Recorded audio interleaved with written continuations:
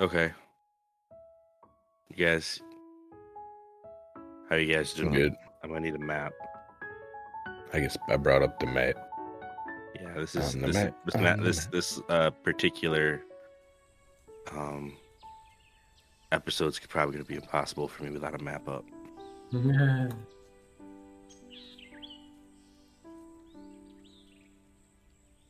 All right. You guys back? You got your camera up? Y'all ready? Gucci. All right. Prepare for takeoff.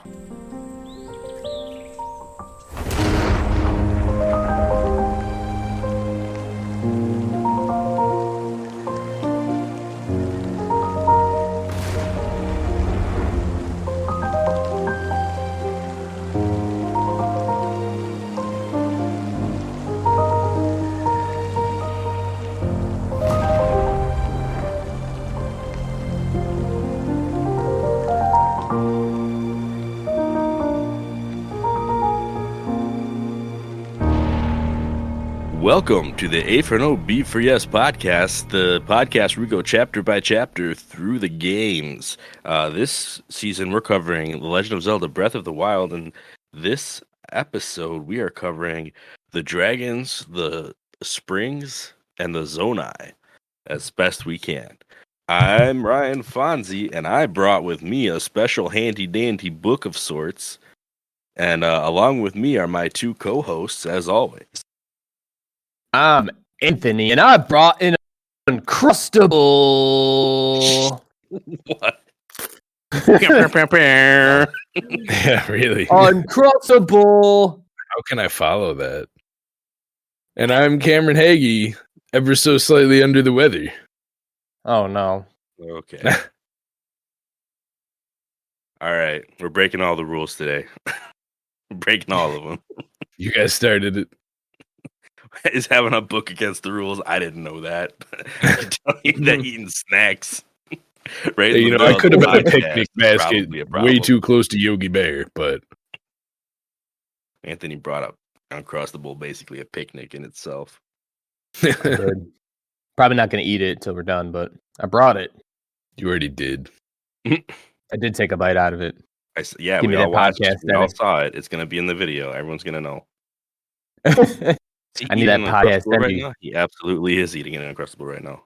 It's all good. But yeah, guys, I know when we started this season, we had some conversation, some planning. This was one of the episodes that I thought would be fun to do, and would be interesting and would be great. And everybody who covers Breath of the Wild has got to mention this now, especially with the new game being announced and with all of the little Zonai hints that they've had in all of the trailers. It's too juicy not to at least talk about. I also know that at least one of you didn't know about Zonai until we started this season. It was like, what's that? And after doing a bunch of research, I can still confidently say, what's that? because there's not a whole lot about them. But I think in order to get to that point, I think we should cover kind of just give a little bit of background, a little bit of layout of what we're talking about here, because it's a lot to cover, and if we don't give some kind of basis, then people are going to be like, what are you even saying? So without further ado, in the book, in the Creating a Champion book, right, there's a whole section about the Lomai Labyrinths, Zonai Towers that are featured all around Hyrule. There's actually there's a bit that's actually just about mentions the Zonai itself, but I wanted to kind of go through the architecture first because it explains why this concept was even introduced in the first place. So there's a little developer note here. It's accredited to senior lead artist and landscape artist Makoto Yonezu, and it reads, as we were in the process of creating the cities and people of every region of Hyrule, we thought that if we showed fragments of a civilization that collapsed long ago, it would make the world feel more real. That's why we added Zonai relics throughout Hyrule. The ruins are primarily animal-themed, but with the history of the Triforce from ancient perspective in mind.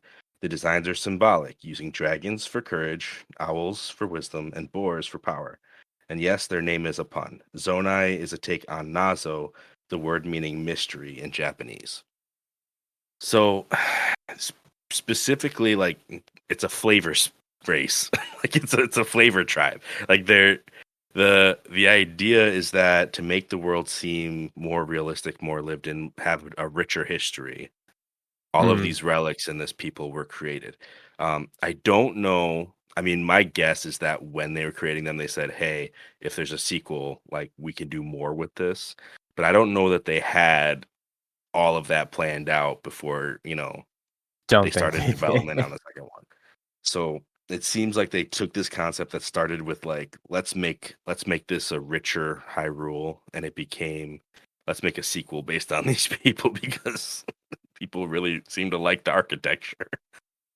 But yeah, on our travels, you can run into this stuff everywhere.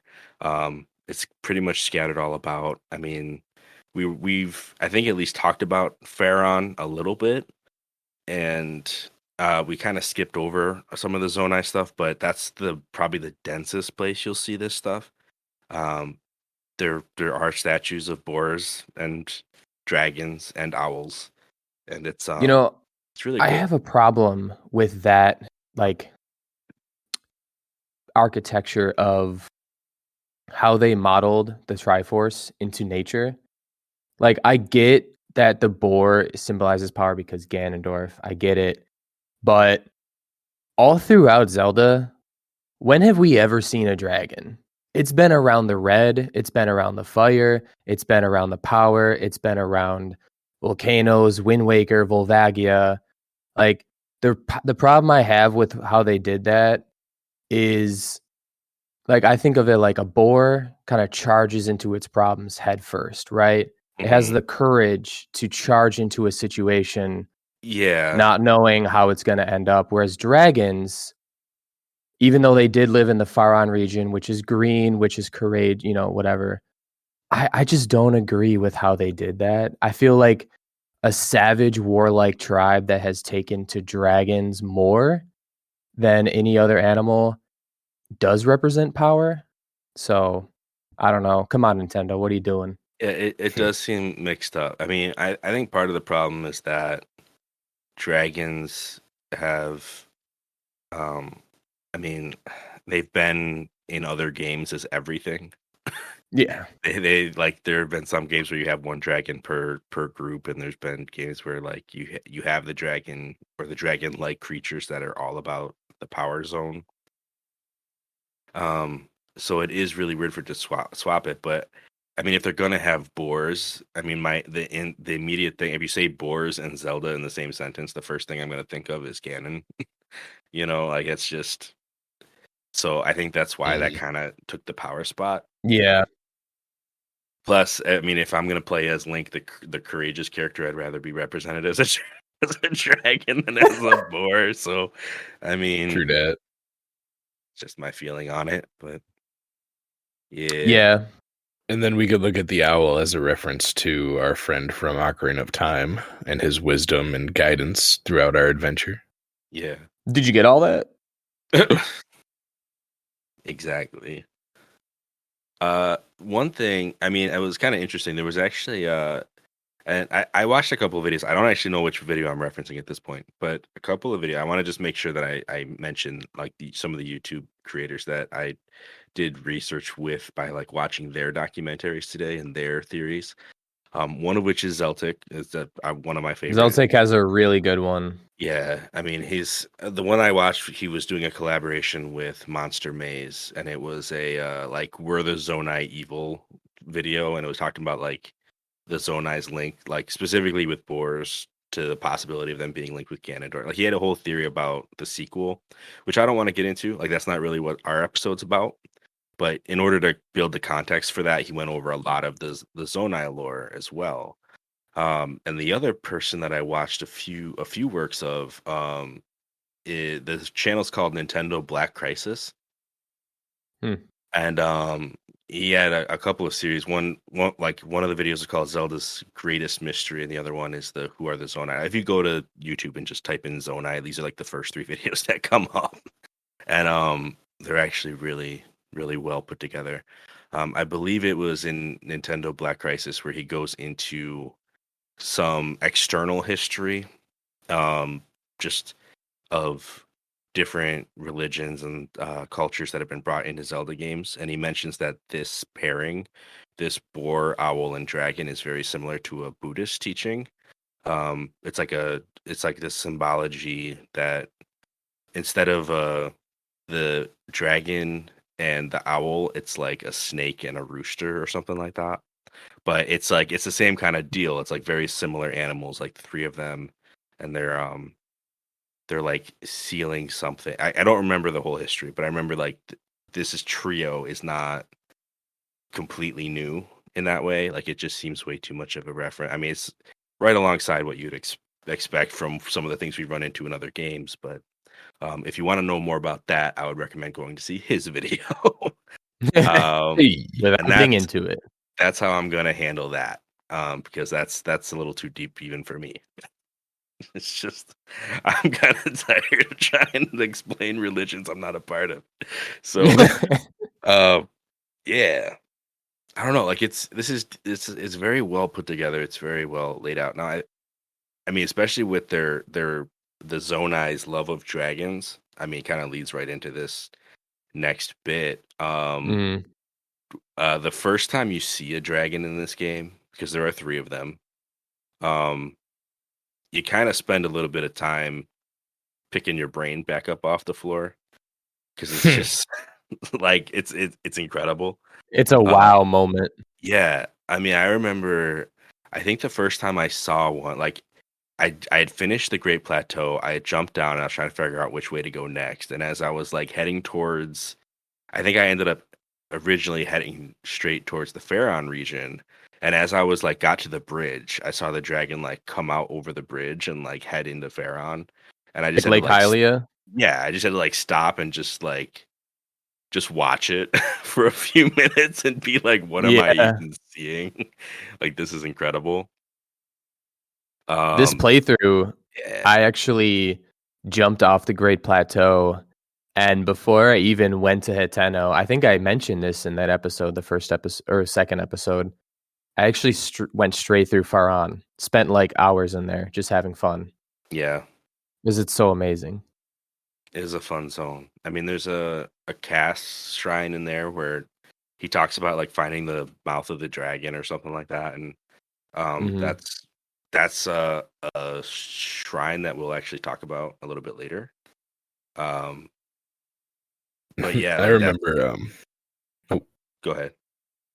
I remember one of the first times I saw a dragon. I was heading to that chasm at the very top of the map to the left of Death Mountain. And I was like, it kind of gave me vibes of this nightmare I had when I was a kid, where I'm standing by the canal and a giant monster comes up out of the canal. Mm. Where I was getting closer to the edge of it, I couldn't see anything, and then I noticed that air was starting to go up, and I kind of peeked over, and there was a massive dragon just like floating on by, wiggling through the air. I'm just like, ugh. Like it actually kind of jump scared me. My heart skipped a beat. I was like, what the heck is this? Yeah, yeah, that happened to me because I didn't know that Too he actually close, man. flies down that whole chasm. Yeah. So this playthrough, I was heading towards the Rito village, and I was walking like you have to kind of cross over that chasm. If you go from like Central Hyrule, you end up crossing that chasm, and so I was like climbing the other side, and you know how it has like the little like mining zone, like you can kind of see a dig site kind of scaffolding built into the side of the rocks and stuff like that. I'm Yeah. like climbing through that stuff, like making my way over this chasm, when all of a sudden I start hearing the dragon music, and I'm like, "There's a dragon over here." Like, which dragon comes over here? And then I saw the wind. I looked over, and it was like flying through the canyon, and I was like, "Whoa!" Like, I ended up going down and attacking it because I wanted to scale, but um, it's like they pop up. They like you don't always expect them to be in places. Like a lot of them have routes that they make. They have like zones that they fly back and forth across, and I Mhm. think at least 2 of them have 2 different spots that they can spawn and like start their flight from. So sometimes I just like I'm in a zone that I did not think dragons would be in, and being as massive as they are, they fly so gentle and calm that they just like they sneak up on you. Yeah, they don't make a sound. Yeah, aside from their music, but that's like Yeah, when they're it's right in on the top air of you. going up everywhere. If you've heard the music, it's too late. Pretty much. Because then you look up, you're like, oh gosh. Ah. Yeah. So well, no, I can't even say. I think the first dragon that I interacted with ever when I first played was Farash. And I think I wanted to see if I could touch Farash, and it was a bad idea. like, like I didn't necessarily want. I mean, like I guess I was trying to ride the dragon, but like not like a horse or something. Like I wanted to see if I could walk on it, like Shadow of the Colossus style. Yeah, And, this and isn't the never-ending adventure. you cannot. You cannot do this thing. You will get shocked. You will bounce all the way back, like along the back of it, like the ridge of his back. You'll just kind of tumble backwards until he's done flying through the area, and then you'll fall down and be shocked the whole time, unable to do anything. Yeah, you get hit by whatever element, so you can get frozen, burned, or shocked, and then just fall from wherever height they're at. Yeah, it's real bad. And usually, if you are in pursuit, I should probably explain like why you'd even want to do that. But these dragons are you can actually interact with them. But the way that you interact with them isn't friendly. It's causing them pain. Right? I like Shoot to them. think of it as like a grooming. Like you're helping them get rid of some dead scales, you know? But the thing is you can get claws, I believe. You can get the piece of the horn or you can get their scales. Yep. And And you have to depending on obviously hit those respective areas with your weapon. You got to either shoot them in the horn, which Yeah. is tough because if their head gets past you, good luck catching up to them very easily. And You gotta the do a whole claws, 180. obviously, there's tons of different ones that'll come down closer to the ground, so they're not too bad. And the scale is everywhere else. Yeah, and the difference between that, I mean, like if you get a piece of the horn or a piece of the claw, my understanding is all of these things are kind of like monster parts, so you can use them to make really powerful elixirs, or you can, depending on like if you have to upgrade some armor, I think some armor Yep. requires pieces of the dragons. Yep. To upgrade, The specifically. champion's tunic needs Farash's horn at some point, I think. Yeah. So they don't seem to mind too much. You only farm one piece off of them at a time. Once you get one thing to fall, you can't get any more until you've like left the area and come back. Oh, yeah. Speaking of falling, can we talk about how annoying that can be sometimes when you're like underneath it, you shoot the scale, and the scale's like, I'm gonna pop off way over here onto a mountain. It's like, oh, okay. Yeah, I Do don't I know. really want to go get that? I don't know how that's programmed. I wonder if it's just meant to like avoid water or something, and so it just flies way away from water until it hits land or something like that. I don't know. Because one of the things about Farash is that he actually flies along the river, like right above it the whole time. Well, I did have a scale end up in Lake Hylia the first time that I shot a scale off, so I don't Were you able know. to get it? Yeah, it was just floating. Oh, well, yeah, I guess if it floats, then it's not a big deal. Yeah. But I had to swim out the middle of Lake Hylia and trust my stamina and eat like one of those energizing things to make sure that I made it. I didn't have the ice power yet. Or no, I did, but I don't remember. It was a far distance, man. It was crazy. Yeah. So one of the dragons, though, you actually have quite a few or quite an interaction with. Only one of them, though. Yeah. So you guys been remember? corruptimified. Right. Yeah. So we were talking about like how there's Poor dragon. some story bits in this. Two of the dragons you'll just find randomly flying around no matter what. Like from the start of the game, you can see one of them from the Great Plateau if you want. It's like I said, I got snuck up on by the one over between Hebra and Tabantha or whatever, like that big chasm. But one of them is up on Mount Lanayru, believe that's the right mountain. Yeah. Yeah. And this is Nadra. I think earlier when we were in what's the town? Hateno. I know there's a guy I there. mentioned there's a shrine quest to go up to the three peaks, like the three pines. It's the Secret of the Cedars shrine quest. And on my way, I actually saw Nadra. I think that might have been how I spotted Nadra the first time as well. But there are a couple different paths to get here. I think there's actually like a more official path. There's like a little, I don't know, snowfield, a Nadra snowfield right below this shrine. And I think that there's actually a memory down there for the memory quest later on. But I normally stumble upon this because somebody in Hetano says, "Hey, go climb that mountain." And when you do, you can just clearly see this dragon just chilling on top of this mountain. But when you get closer, it's not really chilling, it's ill. It's been infected with malice, which is like, the purple stuff with the eyes. Purple corrupty stuff. Yeah, so this dragon that would naturally be this very shimmering, beautiful blue color has been like purplified and has all these eyes growing on it.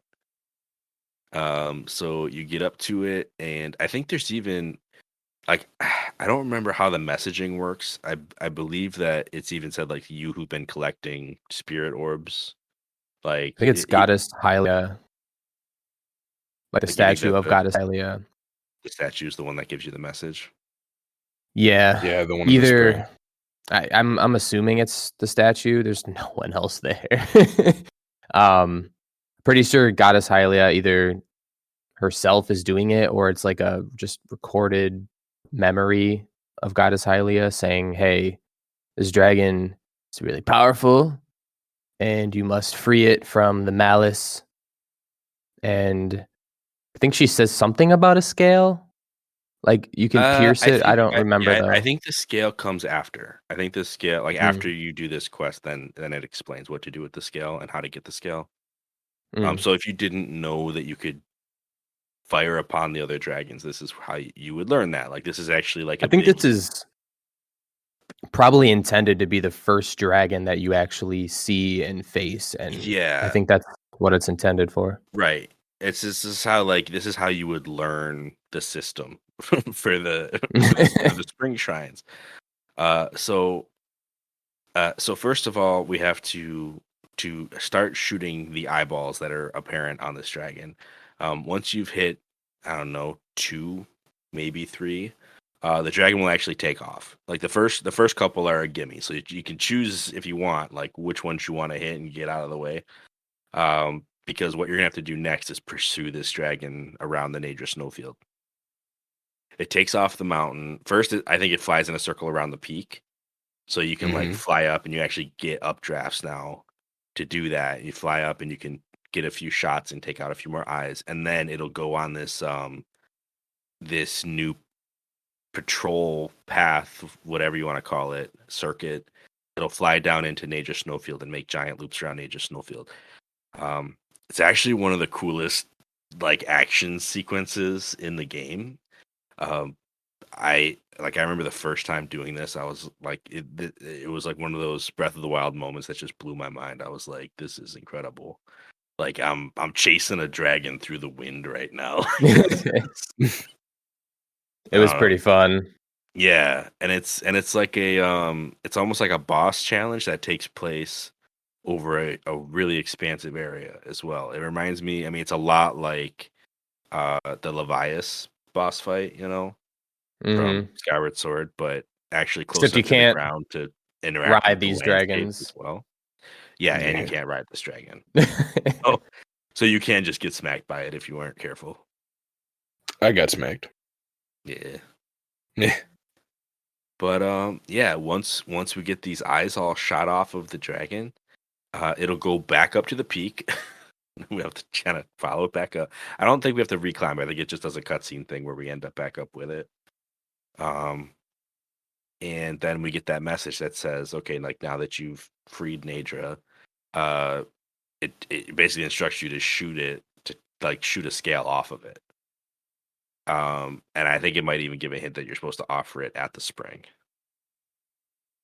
So Yeah. you shoot off the scale, you pick it up, you throw it back in the water, and you see like a little beam of light, and then a shrine appears. And I think this one is a blessing shrine, which I mean, it ought to be with everything that Right. we just went through. Uh, and so we have freed Nadra, and now Nadra will patrol both Mount Leneru and will appear, I believe, in the Hebrew region. If not the Hebrew region, then the Gerudo Highlands. One of those two, or somewhere cold. Nadra seems to like cold mountain ranges. That's like its go-to spots. I remember the first time I saw it outside of Mount Leneru. That was like one of the times I got really surprised. I was like, wait a minute, aren't you supposed to be in the other mountain range across the map? Why are you over here? It's one of those magic moments. But yeah, so that's like the big one. But there are two more springs across Hyrule, because that's the spring of wisdom, but there's also a spring of courage and a spring of power. Power. Yeah. So the spring of courage is in Faron. The best one. Yeah, it's pretty cool. Yeah. Well, I mean, actually, this is. Or what are you gonna say? sorry, before we get there, how about we actually save that one, since it is the best one? But Okay. the one thing I need to say about Mount Leneru, is that this shrine is very much like the Earth Spring from Twilight, or from Skyward Sword. The Earth And Shrine. yeah, sorry, the Earth Spring. You know how there were two springs in Skyward Sword where Zelda had to like go and ceremonially clean, like she had to go Yep. bathe in the two springs. Yeah. Was that the one in the volcano area, Elden? Yeah, yeah. So that's the one that was at Okay. Elden Volcano, which would hint that this mountain is somehow related to the volcano. I mean, that's not obvious. There's not really a lot of ruins or relics around here. But that spring was very basic, and this spring has got a lot of the similar, like, it's like a pool of water with some. I mean, right now it's got ice chunks around it, but I think the Earth Spring actually had like little waterfalls all around it. Kind of did one of those. The one that's more uncanny is the next one, which would be the Spring of Power. And the Spring of Power is located up in the Akala Highlands. But when you finally get into the Spring of Power, because there's the Ordorak Quarry that's just full of guardians. And if you go through that way, there's actually a tunnel that leads right to the Spring of Power.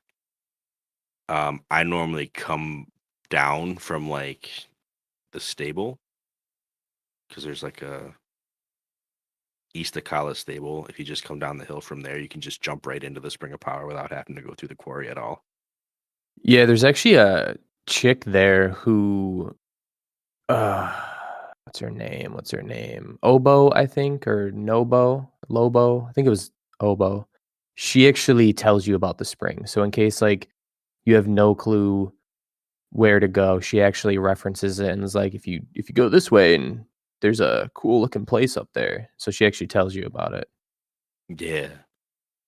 But this one, the Spring of Power, is based off of the Skyview Spring. It's like, and it's actually, yeah, it's like the Skyview Spring. It's like 1-for-1 mapping of the Skyview Spring. Yeah, if you look at the Skyview Spring, like even just images of it on Google. Oh, that and then was the one with the little circles. Yeah, okay. Yeah, and then you look at the Spring of Power just on the interactive map, you can already see the resemblance. But if you go there in the game, it's like it's literally the exact same architecture, layout. The waterfalls are the same. Like I mean, it looks aged for sure. It's like it's not perfect, but it's based entirely off of that. And it does seem a little backwards, because in that game you would think that it would be the Faron Spring, like the Spring of Courage, but Spring of Courage in Faron is nothing. it's got a giant dragon head over it, but it doesn't have any other architectural links to anything else. Like once you get to the actual shrine and the spring itself, it's just a little pool with a statue behind the dragon head. So that one's not actually anything from Skyward Sword. But like thematically, you would think that the Spring of Courage would be the Sky View, and that the Spring of Wisdom would be you would think the Spring of Power actually would be the Earth Temple, like the Earth Spring. It would only make sense. That's just not how it's done. They just like kind of round robin them. I mean, they do the same thing pretty much with a lot. Like, take for example the Lost Woods being south. What was it like? What would you say? Like southeast in most games is now north of the castle. So they kind of just throw everything around. They're like, this looks fine. Yeah, everything gets musical moved around. shrines. But it is a really cool detail to note, just that Spring of Power is so similar. Like that's the one that's the most obvious.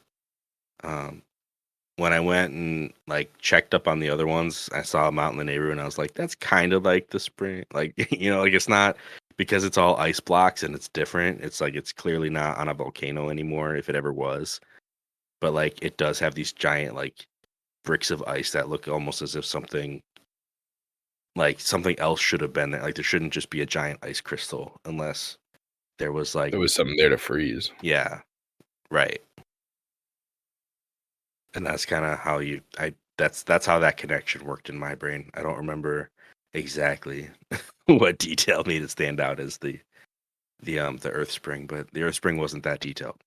The Skyview Spring was very well put together and it very well replicated in this game. So it's pretty cool stuff. Which I guess, I mean, well, I should just mention that Spring of Power works on the same system, except you need a scale from Dinral. Mm-hmm. So Dinral will show up around Death Mountain, kind of along the back of it, and will make a path all the way into that chasm that Cam was talking about. I actually went over to, I was heading towards the Typhlo ruins, which we'll also have to talk about this episode. Mm-hmm. And on my way there, I saw the dragon flying away from Death Mountain and into the chasm. So it's a pretty continuous path, and it's kind of wild that they do that in this game, but really cool. So if you're able to chase him down, get a scale, dump it in the water at the Spring of Power, you can unlock a shrine that's actually a major test of strength, which is fitting for the Spring of Power. I really didn't expect it when I went down into it too. I was like, oh, what's this one going to be? Another freebie? Oh, no. Major test of strength. None of the hard boys? Prove you're powerful enough, because the other two are blessing. Mm-hmm. It's the only one that, like, once you get inside, it's like, you're not done yet. Yes, I get over here. We're fighting.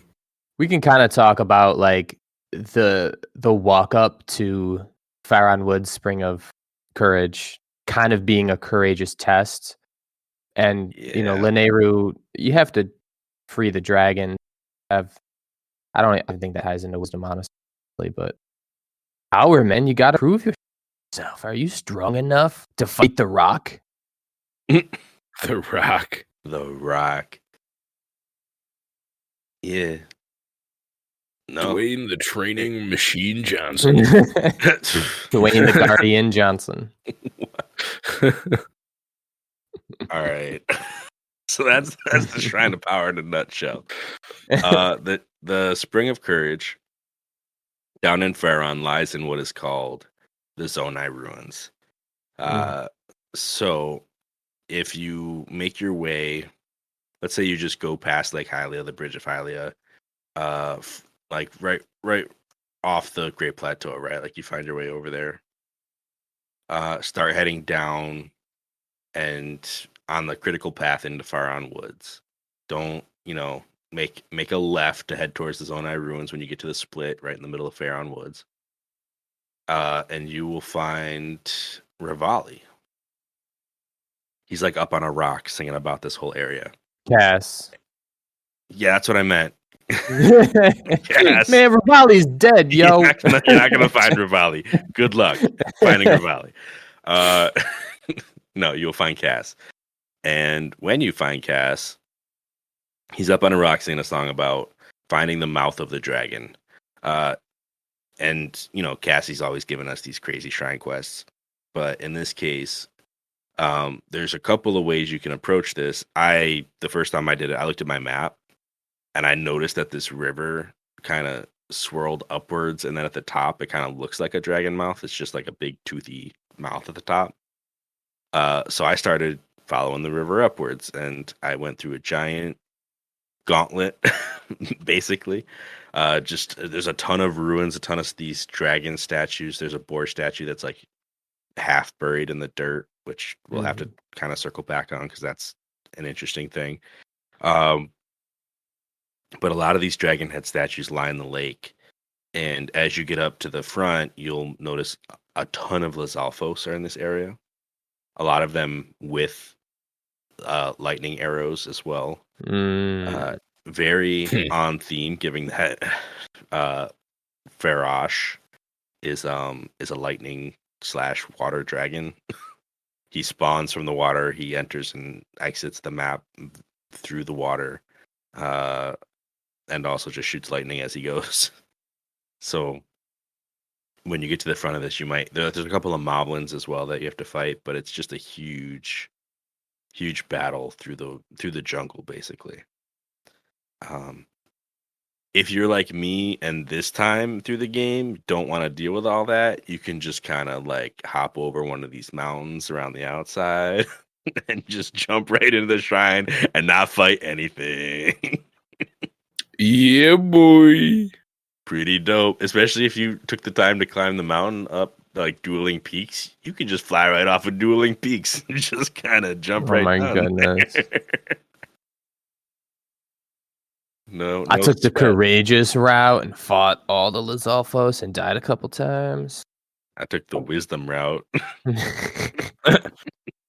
Through wisdom, there is courage. I wanted to earn my shrine. It's funny because I ended up having to go back anyway just to kind of explore the area and look at the ruins. So, I mean, it takes a little bit of courage to cheat, right? I mean, like, I would put that under, I guess, wisdom. Yourself in the mirror the next day. I didn't say it was morally acceptable. Oh my goodness. How do you sleep at night knowing you didn't do it the right way? Nintendo asks that every night to all its player base. Did you even do gyms 1 through 3? They look at the YouTube videos of people who map glitch on and ride a tree all the way from Hateno to Rito Village, and they're like, "Why? How do you sleep?" Or the guy that used the magnesis to pick up something metal while he stood on something metal that was on top of that, because you can't pick up stuff that you're actually on. But if you're picking something up that's under the thing that you're on, you can infinitely propel yourself through the sky. They're probably like, oh, okay. I think they tried to patch that one too. I don't know if they did successfully or not. In my game, it doesn't work. I've tried it many times. But it's got to use the Octo balloons then and a Koroks leaf. We'll Octo balloon our way to freedom. That's right, to Tahiti. They despawn way too fast. I've tried doing the flying raft, and they all just like disappear on me. I'm like, all right, forget it. We'll never have a flying raft. I watched the time lapse of a guy that did that and got like all the way up in the air with it. He had to put like a new balloon down every 6 or 7 seconds in order to keep enough to keep going. Because you can put down 5, I mean, you need 4, but like at the same time, you need them to be placed right. It's a whole challenge. I don't recommend it. Probably pretty rewarding if you get it though. Yes, flight. So yeah, I mean, just a quick tip for finding the scale of Farash so you can do this shrine. He will spawn out of Lake Floria, which is like Floria Falls. Actually, is what I'm trying to say. Yeah, he gave me one of the jump scares there too at one point. I was like, "Is that a dragon coming out from like that waterfall right there?" Like, yep, Yeah, and yes, it is. fly all the way up the river until he gets to Lake Hylia, where he'll either fly into the water, or if you start from that side, he can fly out of the water and go the other way and end in Lake Floria. So he goes both ways, up and down this exact river. So if you need that scale, you're pretty close to the right spot to be. A lot of times, if you're exploring this area, the dragon will just fly right by casually. You're an ant to the dragon. It's fine. It's all good. The thing is, like most characters in the game can't see the dragons. Like they're like these creatures of myth and legend or whatever, because it's one of those you have to, have a pure heart to see this things in the games. Well, that doesn't speak highly of the Hylians. Right. I mean, I think there's probably some written in bit where some kid can see them or something. Like that usually happens in Zelda games where like there's some special requirement that Link somehow fits the bill so he can see something that other people can't. I mean, that's how the Koroks work too in this game. Mm-hmm. I didn't even think about the dragons from NPCs' perspectives, like whether or not all like flipping out because there's giant ethereal dragons, elemental dragons just dropping fire, ice, and lightning down on them every day. Yeah, no, they just can't see him. They have no clue. So that's the explanation there. But yeah, so we can. This is part of us being the hero, and we can get that scale, and we can take it over. And that one again is a blessing shrine. One of the cool things about these 3 shrines is that they have elemental weapons in them as well, matching the shrine. The worst ones, the spears.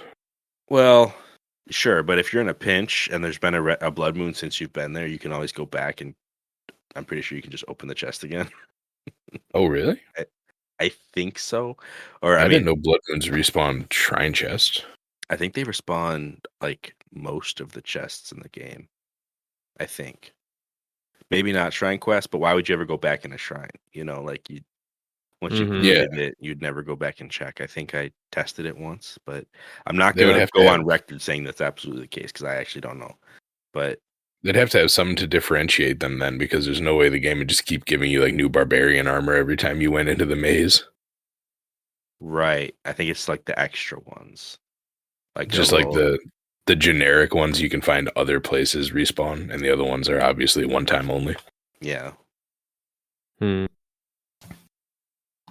So I guess you don't have amiibo cards, you might have to do that. Yeah, I suppose so. Some of us plebs only have one amiibo. Well, because it's a blessing shrine, I'll usually have a full inventory. Can't even take the weapon anyway, so I just leave it there and be like, "Hey, I know where it is if I need it." Pretty much, just go back and grab it when I need it. When I get to buy my house, I'll probably just like decorate my place with frozen spears and fire spears and the like. Nice. But you make a good point with the barbarian armor, because that's the next thing I'd like to try to cover. So we've talked about the Lomai Labyrinth Island maze before, so we don't need to recover that. But that is a guardian infested maze where you find the shrine, you do the shrine, and you can also get like a nice little guardian circlet. Let me add one thing about that too. Okay. Don't forget the big square where the shrine is. The wall that's coming out the southwestern part of it, if you stand there and jump down into that little part, that's how you can like beat the shrine instantaneously. That's the area to jump down if you want to just beat it right away. Yeah. Nice. Nice. I didn't know about that one. Yeah. Also, don't forget that teleportation medallion. Yeah. What's hilarious about the shrine is that once you have Rivali's Gale, you can just like fly up to the top of the maze without having to climb like at all, really. And it makes these mazes pretty great, and it's one of the cool things about having Rivali's Gale, because otherwise you have to have like multiple stamina wheels to get to the top if you're just gonna try to climb it outright. Yeah. But if you ever valley scale, it's like not even an issue. So yeah, so we've covered that one in the past. I guess the one thing we didn't say about it is that these things are just covered in Zonai architecture. They have all the swirlies that you'd expect. They have all the dragon faces that you'd be looking for. And for some reason, they also have a Sheikah shrine in the middle of them. Um, one of the going theories is that the Sheikah found these ruins and then Mhm. decided to use them as a shrine location because nobody else was using them to test the hero, just like a lot of these other places are set up to test the hero, whether it's the shrine itself or the events immediately preceding. The second one that we may have come across because it's like actually around something we've done is the North Lomai Labyrinth. I really don't have a lot of lore to share about these labyrinths, except for their Zonai. I mean, I couldn't tell you like what the trick is to beat them based on memory. What I can tell you is that they're all kind of interestingly shaped. I mean the island that we talked about is just a big box. I don't even know. There's like 6 main pillars in the middle, and then there's a big like box all around it. This one is more of a diamond shape. Yeah. It's This got one, the some. first time I went through it was a pain in the butt, and I was running around in circles for quite a while. Yeah. Yeah. This Also, one's interesting one tricky. about this one. When you beat the shrine, if you go up a hole in the ceiling, you can get one of each of the high quality diamonds. You can get a ruby, sapphire, and topaz. And then right on the roof, like the very tippity top of the shrine part of the maze, there's a diamond. Yeah, there's a treasure chest, right, with a diamond in it. Yep. Yeah, I got that one. I don't know if I got the lesser ones underneath it, but I got the They're one like up in the top. shrine room. You go up through a hole in the ceiling. Nice. A hole in the wall. So And that one, I think the fast beating route of this one is the like southeastern tip of the shrine area in the middle, but like the part it's pointing to. If you were to draw a line straight from the tip of the southeastern part of the block in the middle where the shrine is, it's like that chunk of walls there, I think, is where you drop down to get a quick finish on this one. yeah, there's like there's a bunch of malice in this one. I think you have to clear out the malice to open the path, but then it's just like I remember circling around. I mean, I might have gotten in through that direction, but it's something along those lines. It's very Yeah, confusing. normally you have to run and do like a whole circle around this place to get to an eyeball to break some corruption.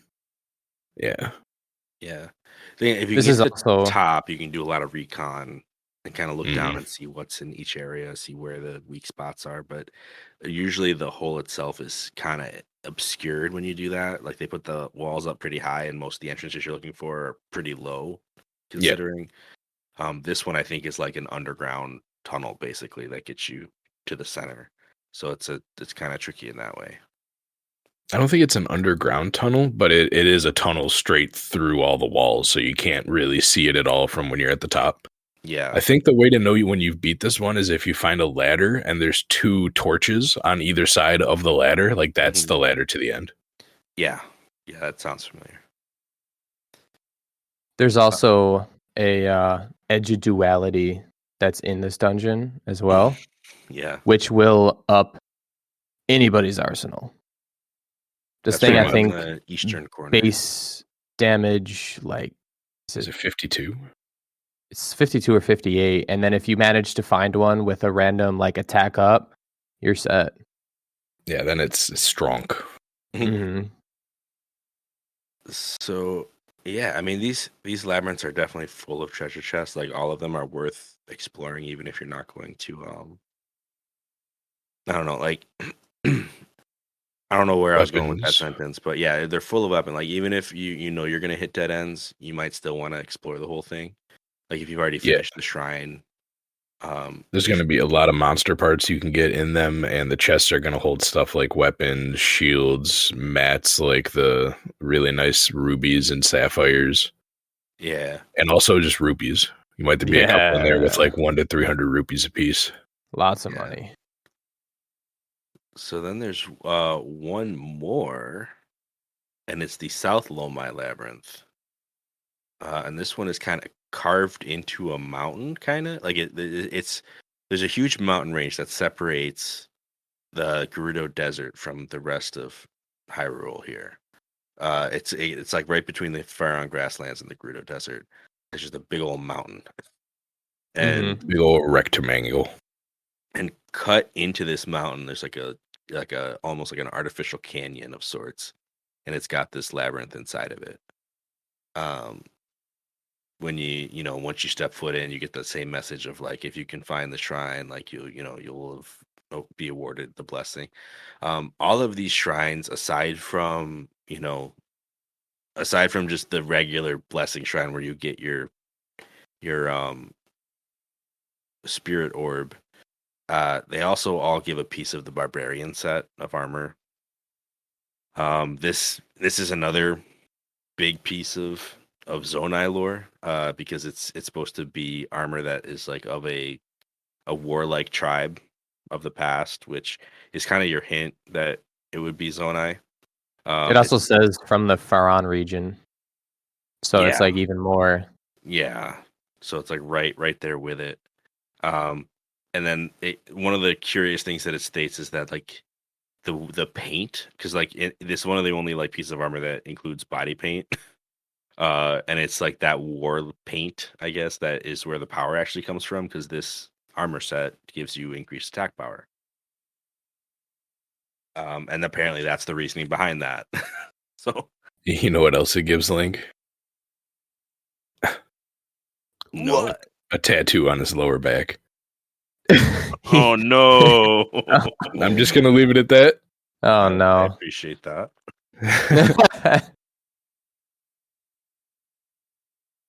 So yeah, I mean, like these are like the major spot. There's two more shrines that are worth mentioning. I'm not gonna get into all of the implications of them. I guess I Just have know like that I hate it. one statement for both. One is at the Thundra Plateau, and this is Can I mention one thing before you get into that, Fonz? sure. So I'm pretty sure the quick to beat location in the South Lombe maze is, if you think about the maze when you're like looking at the map with north oriented like up at the top where it should be, you can kind of see like 4 dominoes inside of it, and like one in each corner. It's in the northeastern domino in the southeastern corner of it. Okay. Nice. Trying to visualize that. Yeah. If you have the interactive map up, it makes it real easy. Speaking of that, before we move on, if you actually look at where the location is for all of the triangles, or I got ahead of myself, all of the ruins and the labyrinths, it actually forms somewhat of a triforce around central Hyrule. You're talking about the labyrinths? Okay. Yeah, so if you see over on the northeastern side where the island was, and on the north and the Cephalome labyrinth actually forms a triangle over central Hyrule and parts of the castle and Death Mountain. It's not a perfect triangle, It's not. but Was it it's isosceles? Is that the kind it is? I think it's an isosceles, but it's not equilateral. I wish it was, but it's still pretty interesting. It's kind of almost a cool triangle kind of thing. I think they tried to go with it and then realized with the map they had it didn't work. I don't know. I never thought of that, but it does. It's good. And the Triforce, the middle of it would be approximately where Hyrule Castle is too. Mm-hmm. Like dead center middle of the triangle. Yeah. I mean, there are 3 of them. Almost. I mean, there are 3 mazes. There are 3 springs. And then there are, I mean, the other 2 places that I know of, there's only 2 of them, but I don't know if there is a third or not. That's like an offshoot Zonai location. So far, we're in the 3s, man. We're in the 3 so far. If someone's going to point out the one that I'm forgetting, please do. Please let me know what I'm forgetting here. It's going to be the biggest Easter egg in Breath of the Wild history. It's like, if we take these 3 locations and draw a triangle, and we take these 3 locations and draw another triangle, and finally these 3, we can see that they all meet at one point. And if we go to this point, Maybe. Well, it's interesting too because we find the skeletons. locations of the labyrinths with the locations of the like if you were to draw a Triforce over it, it's the Triforce is actually excluding the Rito, the Zora, and the Gerudo, but it's within Hyrule Castle, the Lost Woods, and Death Mountain, which doesn't really encompass a full Triforce, but that was just a cool tidbit. I kind of wish it was all those regions and it like formed like a Triforce over the If there, power, if there were courage, and actually, wisdom. like, But triangular sections. Yeah, this isn't Skyward Sword though. You can't just have a map to Triforce. Pharaon's not underwater, so we good. One thing that is kind of interesting is that all of these locations kind of make a big circle around Hyrule. Like, none of them are in central Hyrule. And most of them are on the outskirts. It kind of cuts in a little bit if you don't count, like, because the one that's like between Gerudo Desert and the rest of Hyrule, and then this one that I'm about to say is like between Hebra and the rest of Hyrule. So like these 2 western areas are not really a part of it, but almost every other thing is circled by these locations. So the one that I was about to talk about was the Thundra Plateau, where you're supposed to bring 4 spirit things. They're not really spirit orbs, but they're like, they have these very glowy symbols on them, into these 4 shrines that are surrounded by, once again, dragon head statues. And to do that, you unlock a shrine, the buried secrets shrine, where I guess you can find some rubber armor. I have not done this shrine yet, not this playthrough anyway. Yeah, but me it's neither. worth mentioning. I went and visited the area just to get a look at the symbols and stuff like that. Really cool, but really different from anything else we've seen. And the other one is the Typhlo ruins. Ugh. The Typhlo ruins is like a forest that is just entirely covered in darkness. I guess the word Typhlo is based on a Greek word meaning blind. Like typho, I guess it means blind. Yeah. And again, that's from one of those YouTube videos that I mentioned earlier. So yeah, you come in here, and the cool thing about this is, like, this is where the most owl statues are. So I mean, you could say it's a wisdom themed area.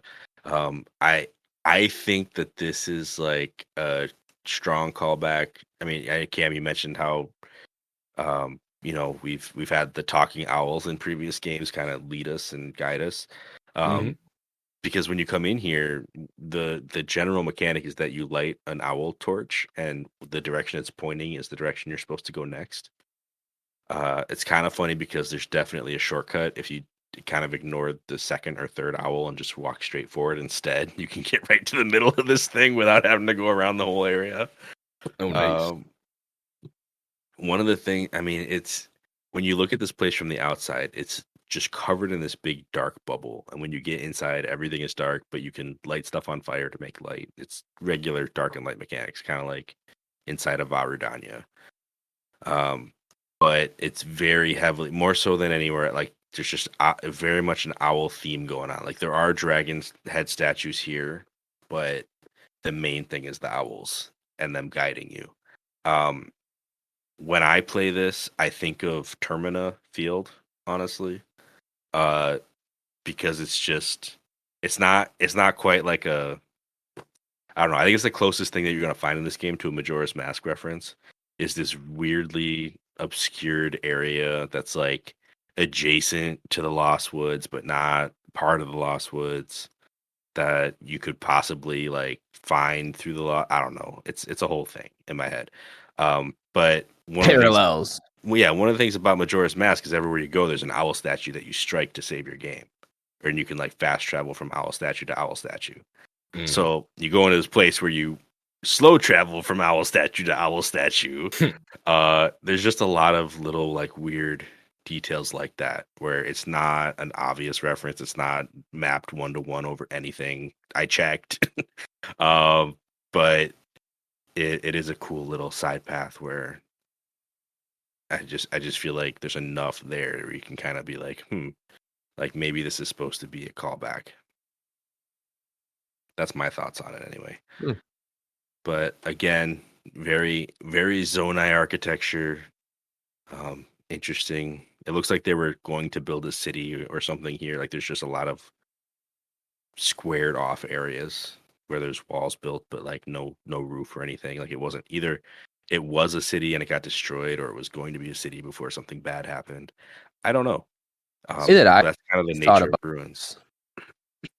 was I also kind of felt like a little callback, which is why at the beginning of this video I mentioned Twilight Princess. So you went the Majora's Mask route theory of it.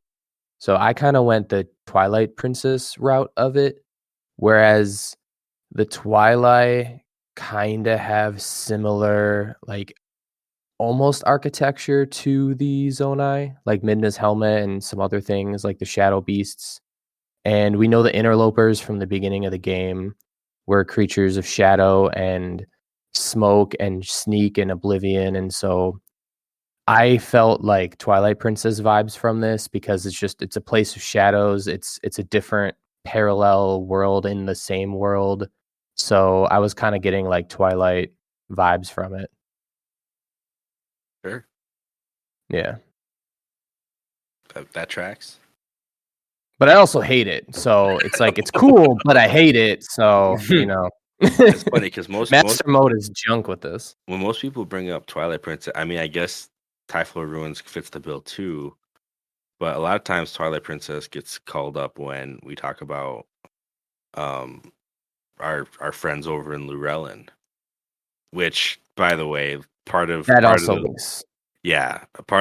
lore of Lurelin is really interesting too, in that there are actually Zonai connections there as well.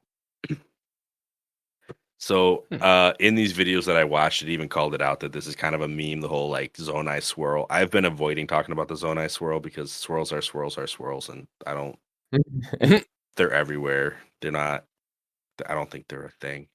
I mean, if you really wanted to get into it, you know how when I talked about the Wrist Peninsula and how it's based off of Spiral Jetty, and then we all looked at Spiral Jetty. Mm-hmm. Turns out Spiral Jetty is a man-made thing. Like it's I don't remember exactly what they called it. It was like landscape engineering or something like that. Like it was built to look like that.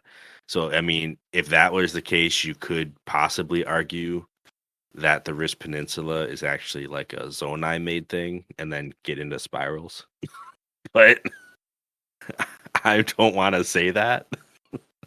But that would you kind of could, because that would be our third. Didn't they base the Zonai kind of off of like Aztec architecture? And so like they also made spirals into nature. So you can kind of say, argue that they did sort of do that. You could. We could have a theory about that. I'd leave it at that, I guess.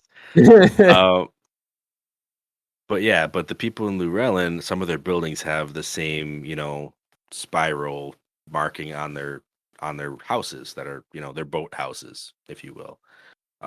It's really obvious when you look at it. Like it's almost like, I almost wonder if the idea was that because they're from Pharaon, like they saw these spirals everywhere and then decided to just adopt it as their own logo, or if they're supposed. What to if descended the Zonai didn't disappear and they're just Llewellyn people?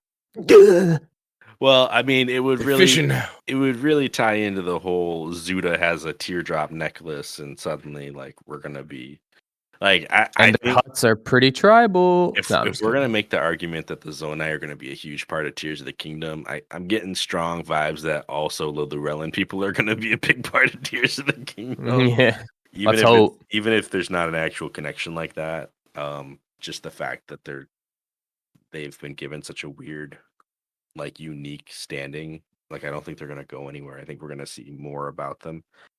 Um, One thing I do want to mention, I have this page bookmarked in my uh creating a champion book here. It's on the first page of the Pharaon region section of the book. There's actually some concept art about Llewellyn Village because that's how it starts out here.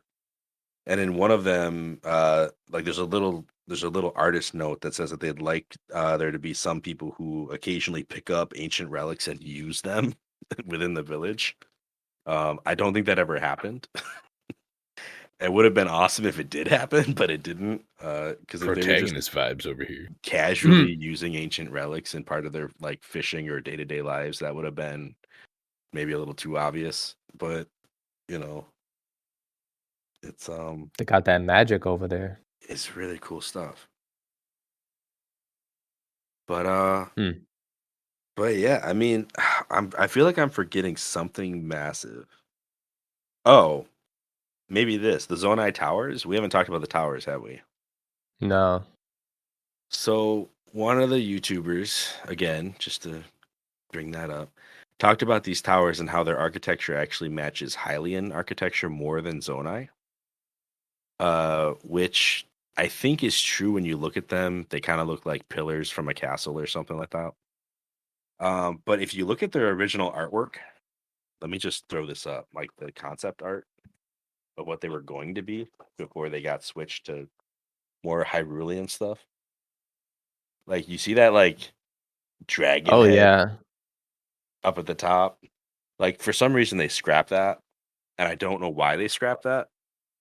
But it would have been a little more tied in, I guess. I mean, when there's a little blurb here that talks about it. Says like these towers can be found looming above the surrounding terrain throughout the world. They are many times taller than any given individual, and their purpose is an utter mystery. Here it shows like a little treasure chest at the top of one, but I mean, with what we know about Tears of the Kingdom and how like the ground's going to be lifted up into the sky, there's going to be a lot of ground to air travel.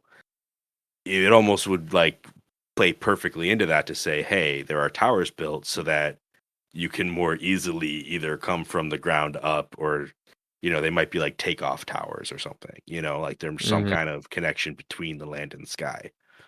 um it just fits really well. Having them kind of be watered down into Hylian structures is a little bit rough, and I don't know if that's going to hold. I wonder if in in Tears of the Kingdom, if they're going to try to retcon that a little bit and bring it back to a more Zonai look or give them a more Zonai purpose, Yeah. Can only But hope. I think the purpose would get revealed at that point. I wonder Like if those what? towers might actually be how everything starts floating in Hyrule. Like in the same way that the towers and the shrines literally just popped up out of the ground where there was almost no indicator that they should even be there. What if these towers kind of move the ground around the tower instead of coming up out of the ground? Hmm. And then the things just end up balancing kind of on the top of them, sitting there through some mystical energy. Yeah, I don't know.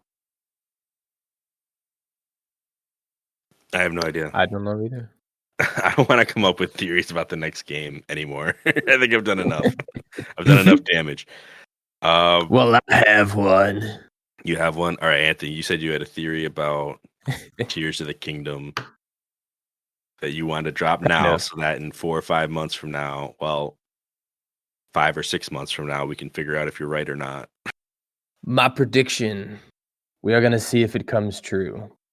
And I can kind of do like a recap of what we did this episode along with it, just to paint the picture too. So basically, the Zonai are gone. They pulled a Dwemer from Skyrim and just vanished completely. And, the barbarian armor, the Lomai labyrinth, the statues, the boar, the owl, the dragon, which I still have problems with the boar and the dragon, but I'm not going to get into that right now. This race seems to have knowledge of the Triforce and its pieces, and while they may believe or not believe in the religion of Hyrule. They know of courage and power in nature. They know of the three. They know of that, at least in nature. And one thing we never talked about, which I know your book actually goes into detail. What is it called? Cap something. The creating a I read champion. excerpts. Yeah, creating a champion. I read excerpts from it. So they actually talk about the Zonai being an extremely powerful magical race. So not only were they savage-like, with the barbarian armor, but they were extremely magical. Yeah, if Which you don't, we don't really. I mean, I have the page I think you're talking about here. If you want me to read through it. Yeah, go ahead. But yeah, towards the end of the book, they have a section that's just titled "Ruins from Times Unknown." It gives a map of like a lot of the Zonai areas, and it gives a blurb specifically. It's titled "The Mysterious Zonai," and it says that the history of the Zonai people has been lost to time. There are rumors that they were a savage tribe based in Faron, where the most substantial of their ruins are located. However, Zonai ruins or ruins with very similar characteristics can be found in all parts of Hyrule. In addition to the massive palace in Faron, the Zonai ruins throughout Hyrule seem to have elements connecting them to the ancient shrines. The Zonai themselves are spoken of in hushed whispers as strong magic wielders who vanished suddenly thousands of years ago. The disappearance of the Zonai is one of Hyrule's greatest mysteries. There's also a blurb that says that they worshipped a water dragon, which would have, in theory, have been Farosh because he uses the water quite a bit. And then it talks about some of their structures and things like that. But yeah, go buy this book. It's pretty good. It's pretty good.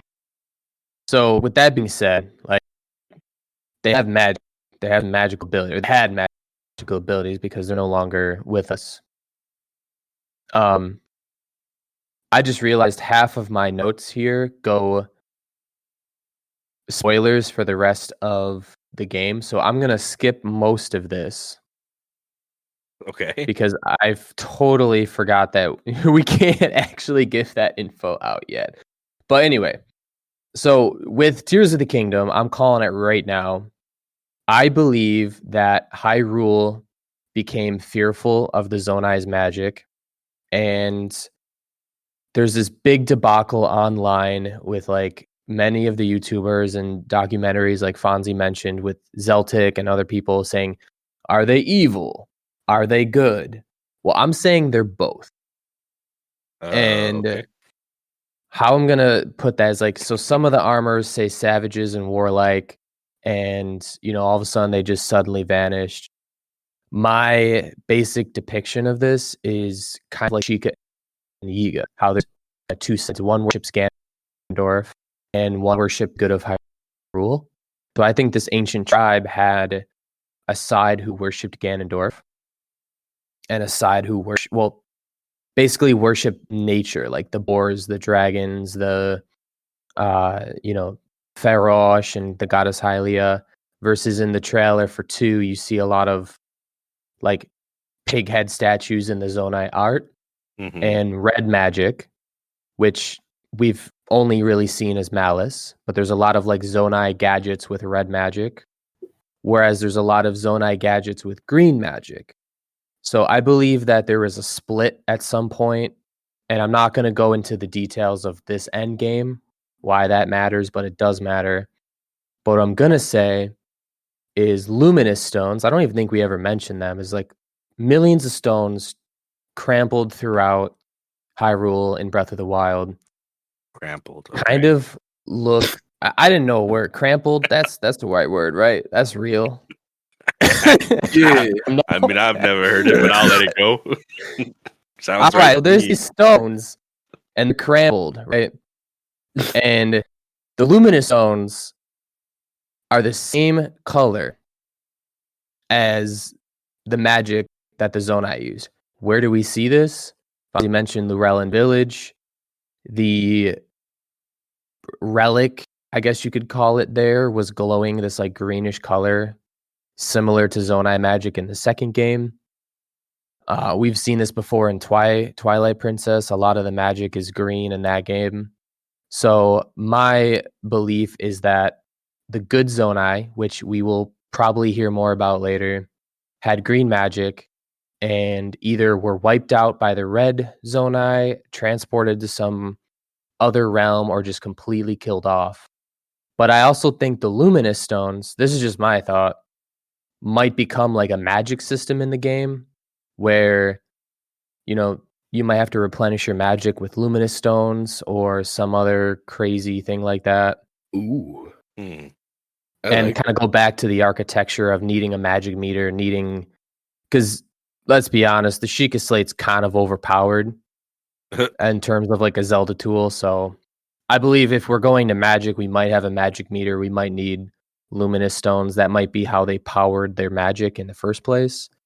And then back on to the Twilight, which I believe there's a few ongoing theories of this, but I think the Twilight, or not Twilight, what else? Twilight? Twee? Something like that. Yeah, sure. I believe Twilight. that they are the same, if not like almost similar race in Zelda universe, where, or if not even the similar race, they're like the similar kind of stance where they had this powerful magic and it wasn't appraised or liked throughout Hyrule, so they were just banished to the Twilight Realm, gone for good. And I think that's what happened to the Zonai. They got banished. Okay. Yeah, and I don't know. I have a lot that I could drop, but I can't because the end of the game hasn't been discussed yet, and it ties into the end of the game with this game. So I'm just gonna leave it at that. Okay. Is any part of your theory that there was a wise group of Zonai known as the Typhlo that have been blind but also very wise, and then a mysterious warlike group in the Faron region that is Well, yeah, faction?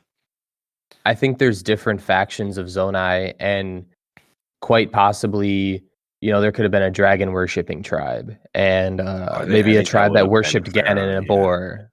Yeah, and so how you said, you wanted to circle back to the boar statue. Yeah, one of the cool things that was pointed out, I think both in the Zeltic video and in the Zelda Black Crisis video, both of them kind of pointed out that the boar statues are very rare.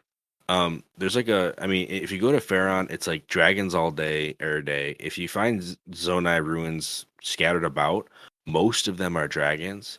If you go to Typhlo, it's Owl City. There's owls everywhere.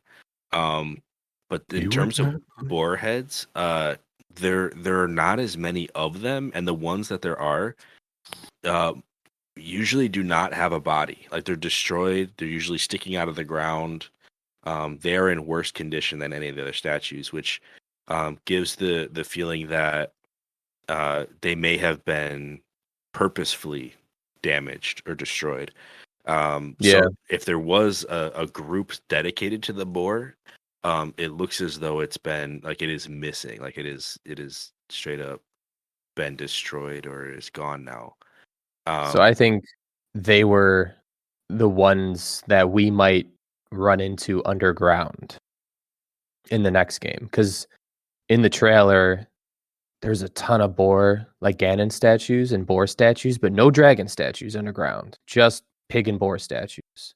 So I'm thinking there was separate Zonai tribes and they had a fight and it did not end well for any of them. Do you think, okay, so this is going to be a little bit of a stretch, but we have gotten lore in this game already. It's very, very short, kind of easy to miss, that the evil power came up from underneath Hyrule Castle. Hyrule Castle is where, this is kind of a spoiler. It's where the Calamity Ganon is located, even though we've definitely seen it at the castle. But in the stories, it's even talked about how like this evil came straight up from underneath the castle. One area that I want to talk about eventually is nearby the castle, but not quite underneath it. But there seems to be a lot of like hints already that if there is another piece of this mystery that we don't know in terms of the history of everything and where the evil is emanating from, it seems like, I mean, this is going to be a little bit of a stretch, but if you actually were to draw a line from the Typhlo ruins to the Zonai ruins, you would go right past the east of Central Hyrule. Like you'd go like right along the side of the castle, you know? Like if you were to just draw a line. In fact, there's a river that follows it. The Hylia River, there you go, follows the line right in between the two. Also, there's a bottomless swamp. I don't, this is too much now. Now I'm forming theories. Is the swamp really bottomless? What is that big head that's floating in the swamp that has horns? Yeah, right. Why is there so much evil right there? Is that Warlord Dodongo over here? Are there big Zonai underneath it? Is that the real mystery? Did we just solve it? I don't know. But no, there's a lot of like there's already a lot of hints, I guess, that there would be something underground. I mean, that's part of why I think things are going to lift up in the next game as well. So we'll have to see how that plays out, what that actually means, if anything. Yeah. But I think right now that's a little too heady, a little too deep for what we're trying to cover here. Watch, it's like actually what comes to fruition, and we're the first people who talked about it. Guys, it was the bottomless swamp the whole time. A4NB4Y figured it out. That's the location that Link and Zelda went to in the trailer. They jumped in the pit. In the swamp. Hilarious. But yeah, that's all I had for my theory, is that there's two sides of, Zonai, or maybe three, possibly, because the Triforce, there's three, so there could be three sides to the Zonai, because everything's in threes. And, just listening back to, like, I remember in Twilight Princess, Midna says something to Zant about, like, his old tribe's magic, and he's like, oh, please, I'm beyond that primitive warlike magic. And I'm like, wait a minute. Could this be? No, I'm just kidding. That's like drawing too far, but yeah, I definitely think I definitely think there's like gonna be something to do. There could even be blue magic in Tears of the Kingdom that we haven't even seen because it's not in the trailers yet. We've only seen red and green, so there could potentially be a blue tribe that we have no clue about. Yeah, well, this is gonna be full of surprises, I'm sure. Yeah. So I'm gonna go ahead and call it here. I'm gonna edit. I can finally eat my Uncrustable. Edit this part out. You've been eating it the whole time, my guy. No, I still have it. I've seen you taking bites. Half of it. All right, everyone. Well, this has been our episode of A4NB4Y. Thank you so much for joining us. If you have a Zonai theory or a Zonai theory that you like that isn't necessarily yours, go ahead and reach out to us. Share that with us. Send us an email. Tweet at us. We're on all those places. You'll be able to find our website. Link in the description has all the links to all of our different places where you can reach out to us, including a contact form right there on the site. But also, if you want to help support the channel, share us with a friend. Word of mouth is the best form of advertisement there is. If you like the show and you like it enough that you're willing to tell somebody else about it, they might just give it a try. So if you could help us out that way, that'd be amazing. Otherwise, you all have a good few weeks, and we'll catch you on the next episode of A4NB4Y. Peace out, bros. Yeah. And bros. In the words of the Zonai, did you get all that? No, you guys disappeared like a long time ago. Like, what?